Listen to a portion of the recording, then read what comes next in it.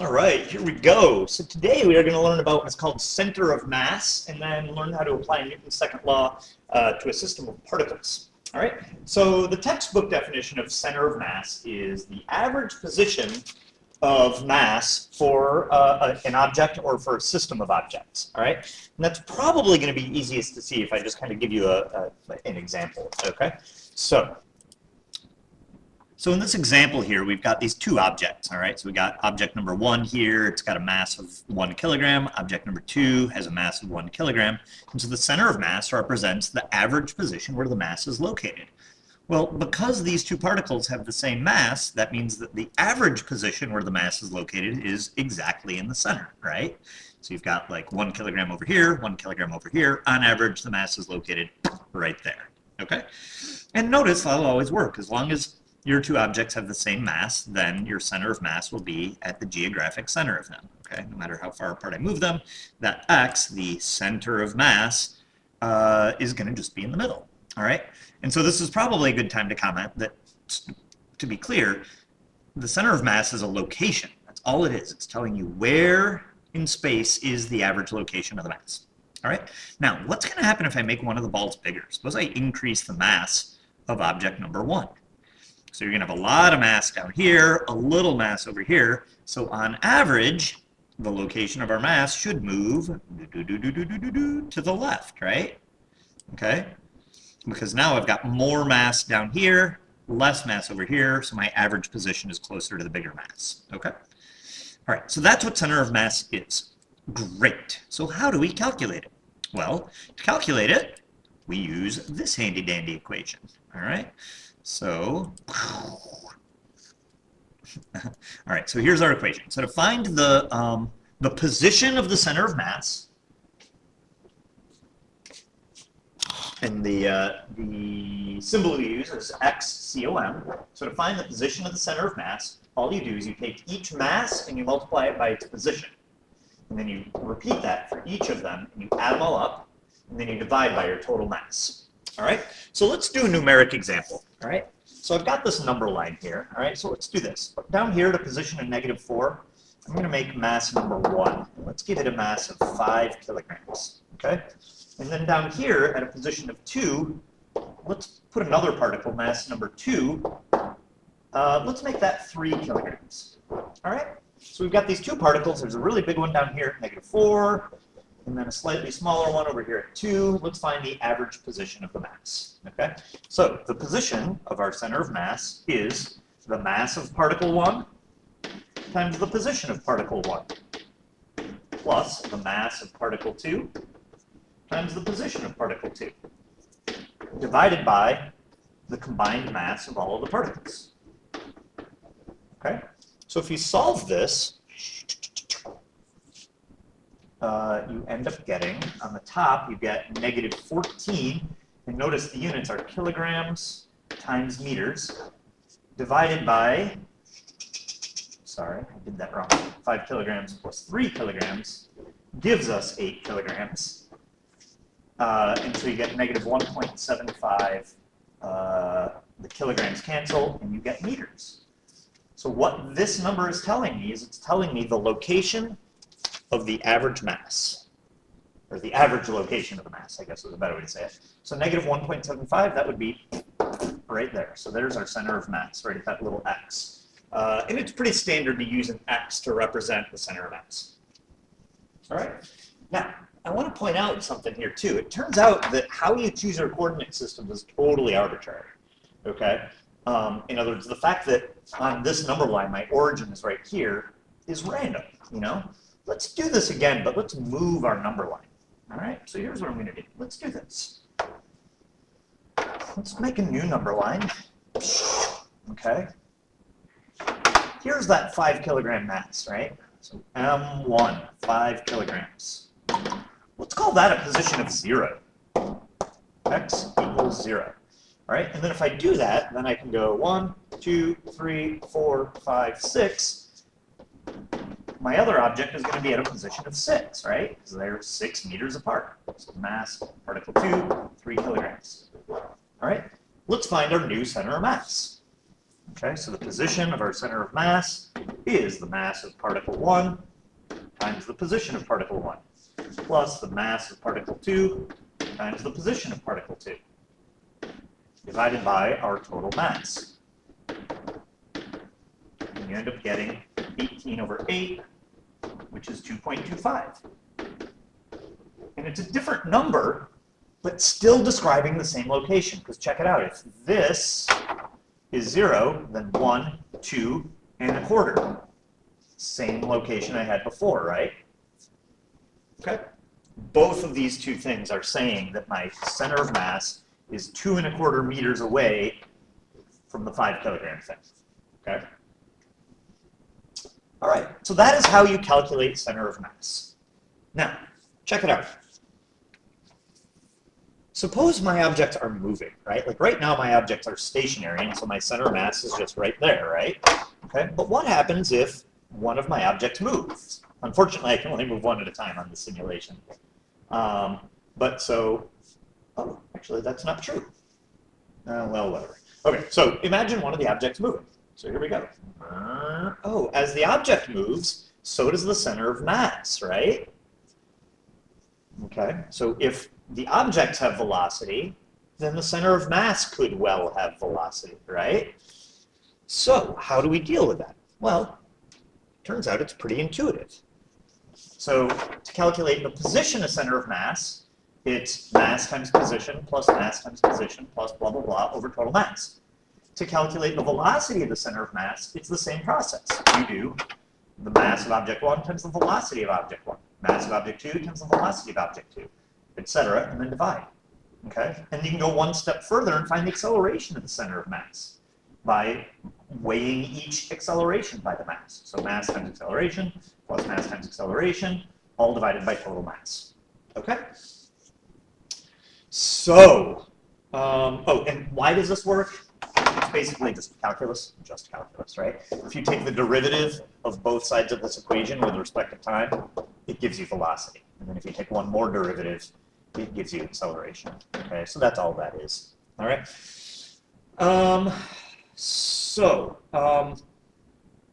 In a minute, we'll do some examples where we actually apply this. But before we get there, so now we're talking about the fact that we've got a system whose center of mass is accelerating. And in order to have acceleration, we must have, we must have net force, right? So it turns out that you can, if you want, if you've got a collection of objects, you can either deal with the forces and the accelerations and the motions of your objects individually, or you can treat it as one system.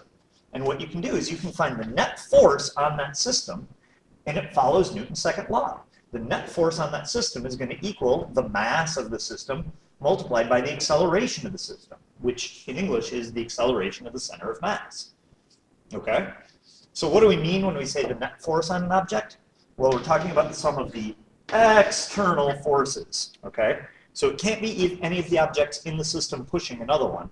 It's got to be some object from outside the system pushing. So if your system is objects A and B, A pushing B or B pushing A would not be an external force. But if Roy comes along and pushes one of the objects, that is an external force. All right? And then this capital M is the total mass of the system. And then ACOM is the mass, the center of mass acceleration, the acceleration of the center of mass. Sometimes I'll call that the acceleration of the system, okay, which is a little bit sloppy. But yeah. All right, cool. So again, I'll show you an example of this in just a minute. Before we get there, there's an important ramification of this. I don't know if I've ever used the word ramification, but that is this. If there are no external forces, that means your net force is 0. Oh, so if the net force on your system is 0, that means the acceleration of your system, the acceleration of your center of mass is 0, right? Okay, so here what we've got is we've got two skaters on frictionless ice, and they're holding opposite ends of a pole. When I did this in class, people were confused. If it's easier to think of it as being a rope, that's fine, whatever. But so you've got these two skaters. One of them is Fred, the other one is Ethel. So here's Fred, he's wearing a hat because it's cold. Here he is, doot, doot, doot. He's on some ice skates, boop, boop, boop, boop, boop. He's holding, let's make it a rope, okay? So here's our rope. Over here we've got Ethel, also wearing a hat, it's cold. Here's her. Boop, boop. boop, boop, boop, boop, boop, boop, skate, skates, boom, boom, boom, there she is. Okay, cool. So they are some distance away. Okay, so let's call this distance d. All right, and the problem, if you read through all this garbage on the screen here, it says that Fred's mass is twice Ethel's mass. So let's call this 2m, and we'll call this m. All right, and over here we got Ethel, over here we got Fred. Okay, so what's going to happen here is they're going to pull on the rope and sort of try to get closer to one another. Okay, so either Fred pulls on the rope, making Ethel come in, or Ethel pulls the rope, making Fred come in, or they both pull. All right, but what you need to remember is that Newton's third law applies. So they're both going to move, right? Regardless of who pulls, they're both going to move in towards the center. And so the question is, where do they meet? Okay, so in order to calculate this, let's take a quick second and find where the center of mass is right now. Okay, but they haven't started pulling or anything; they're just hanging out, holding onto the rope. Nobody's moving or anything. Let's find the center of mass. Okay, so what I'm going to do is let's call the position of Fred 0, and if we do that, that means that the position of Ethel is d, right? Okay, so then the position of our center of mass is Fred's mass times his position plus Ethel's mass times her position over the total mass, right? So 2m times 0 is 0. So now I've got md over 3m. The m's cancel, and you get d over 3. So that means my center of mass is at a position of d over 3. So if I can split my distance up into thirds, there's my center of mass. I don't know why I feel the need to make weird sound effects when I do that. There's the center of mass. All right. So now that we know that, let's think. So in this problem, all that's happened is they're pulling each other, right? Either Fred pulls Ethel or Ethel pulls Fred. Regardless, they're both going to pull each other because of Newton's third law. But there are no other forces other than the two people pulling each other. And so the net force on our system is 0, which means the acceleration of our center of mass has to be 0. And since it's currently at rest, it's going to stay at rest. So this point can't move. So what's going to happen is my two people are going to move inwards. Is it going to let me separate them? No, it's not. So what's going to happen is Ethel's going to move in, Fred's going to move in, and the only way that they can place they can possibly meet is at the center of mass, because if they meet anywhere else, then the center of mass has to move, and it can't. Okay? So that's kind of a little trick there. When we get to conservation of momentum later on, we'll kind of see that that all of this is very, very closely related to conservation of momentum, because when you calculate your velocity of your center of mass, you're really just doing momentum, right? Mass times velocity plus mass times velocity, that's momentum, okay? So there's totally a connection here with momentum, which is why we covered that in the momentum chapter. So, moving on then. So what happens if the net force on your system is not 0? That means your center of mass is going to accelerate, okay? And we'll see that numerically in an example in a minute. Let's talk about it in a more general sense then, okay? And this, honestly, this next example should probably be in the next video, but I'm going to do it now because it's on my brain. All right, so imagine a non-uniform object like a hammer, okay? So the hammer, because one end of it is heavier, has a center of mass that is up near the head of it, right? Okay, so imagine that I throw this hammer. So on this little video here, you can see there's this A here. That represents just some arbitrary point. All right, so what we're going to do is we're going to throw the hammer, and while the hammer is moving, what this does is it allows the simulation here to trace the path of point A. Okay, so when I throw the hammer, watch point A. Oh, it follows this really weird wavy path, right? Huh. All right, well, let's try a different point. Let's move point A down to the bottom of the hammer down here, all right? Let's try it again. Let's see what happens now. Whoa, it follows this crazy, unpredictable path, right? But it turns out if we instead follow the center of mass, so that X there represents the center of mass, and we throw it, it follows a nice, smooth path, okay? All right, and the reason for that is we can treat the hammer as one mass all located at its center of mass. And then it just becomes a projectile. Gravity pulls it down, there's no horizontal forces, and it follows a predictable parabolic path, all right? As far as the motion of the rest of it, that's much more complicated and requires a little bit more information about rotation and, I want to say torque, but I guess that's, yeah, I guess it would be torque.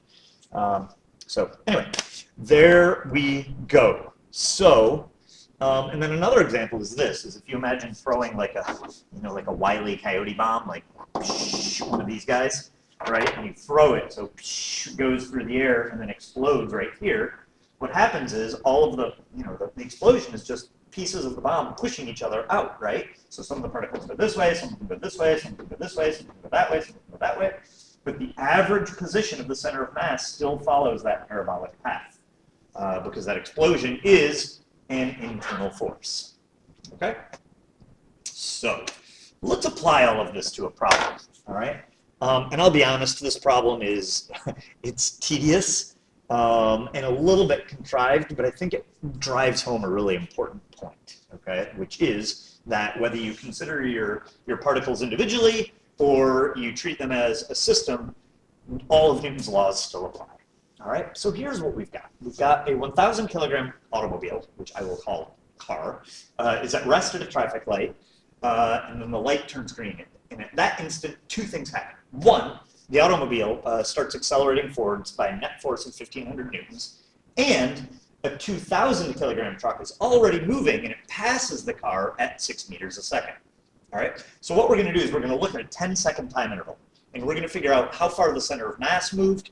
We're going to figure out what the speed of the center of mass is, and we're going to find the acceleration of the center of mass. Okay? And I'm going to do it two different ways. Okay?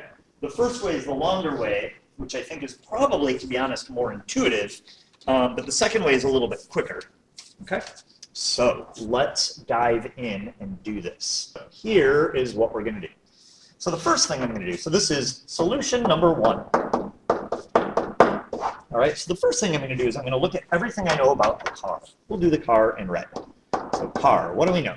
Well, we know the mass of the car is 1,000 kilograms.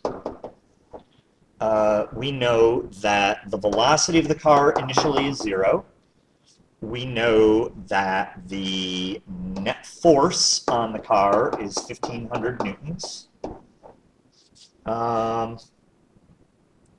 can use Newton's second law to find, oh, I know the time is 10 seconds. Let me just start there, 10 seconds. All right, so that's what we know about the car. So I'm going to go over here and let's do some calculations now. So car continued. I'm leaving this space over here blank because I'm going to write down stuff about the truck over here in a minute, okay? All right, so back to the car now. So what do we know about the car? Well, we can find the acceleration of the car by doing net force over mass. All of the little c's there are just for the car. So I know the net force on the car, I know the mass of the car, so 1,500 divided by 1,000 gives me 1.5 meters per second squared. Cool. So now I can find the final velocity of the car.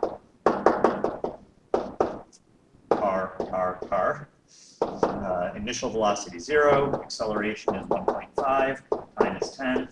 So I'm going to get that the final velocity of the car is 15 meters a second. Okay.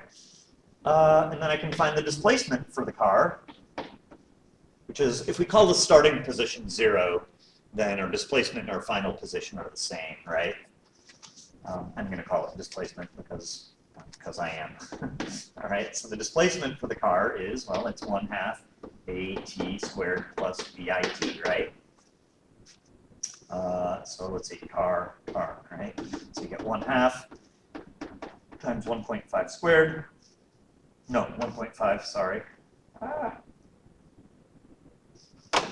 Acceleration is 1.5, time is 10 squared, plus your initial velocity 0. So that gives you 75 meters. Okay, so that's everything we know about the car. Now let's go back and repeat that process for the truck. So the mass of the truck, 2,000 kilograms. The velocity of the truck is 6 meters a second, and it's constant, which means that the net force on the truck is going to be 0, but we've still got 10 seconds to elapse.